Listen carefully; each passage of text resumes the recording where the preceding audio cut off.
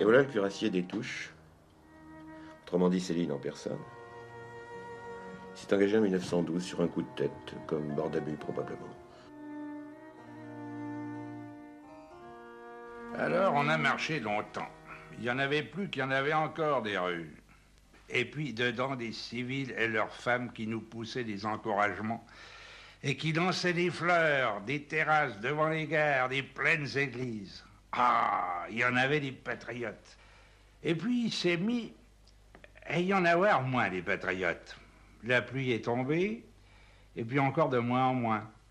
Et puis plus du tout d'encouragement, plus un seul, sur la route. Ah, nous n'étions donc plus rien qu'entre nous, les uns derrière les autres. La musique s'était arrêtée. En résumé, que je me suis dit alors, quand j'ai vu comment ça tournait, c'est plus drôle. Ben, c'est tout à recommencer. J'allais m'en aller. Mais trop tard. Ils avaient refermé la porte en douce derrière nous, les civils. On était faits comme des rats. Le 25 octobre 1914, Destouches est blessé à Ypres. Et le 24 novembre, il obtient la médaille militaire avec la citation suivante. Destouches Louis, maréchal des logis au 12e régiment de cuirassiers. En liaison entre un régiment d'infanterie et sa brigade, s'est offert spontanément pour porter sous un feu violent un ordre que les agents de liaison de l'infanterie hésitaient à transmettre. A porté cet ordre et a été grièvement blessé au cours de sa mission. Signé Joffre.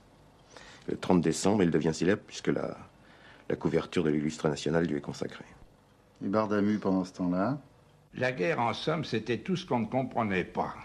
Ça ne pouvait pas continuer. Il s'était donc passé dans ces gens-là quelque chose d'extraordinaire que je ne ressentais, moi, pas du tout. J'avais comme envie, malgré tout, d'essayer de comprendre leur brutalité.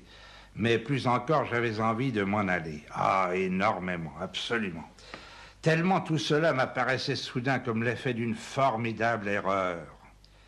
Dans une histoire pareille, il n'y a rien à faire, il n'y a qu'à foutre le camp, que je me disais, après tout. Au-dessus de nos têtes, à 2 millimètres, à 1 millimètre peut-être des tempes, venaient vibrer l'un derrière l'autre ces longs fils d'acier tentants que tracent les balles qui veulent vous tuer dans l'air chaud d'été. Jamais je ne m'étais senti aussi inutile parmi toutes ces balles et les lumières de ce soleil. Une immense, universelle moquerie. Je n'avais que 20 ans d'âge à ce moment-là. On est plus sot de l'horreur comme on l'est de la volupté.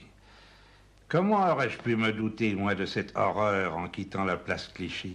Qui aurait pu prévoir, avant d'entrer vraiment dans la guerre, tout ce que contenait la sale âme héroïque et fainéante des hommes? À présent, j'étais pris dans cette fuite en masse, vers le meurtre en commun, vers le feu. Ça venait des profondeurs et c'était arrivé.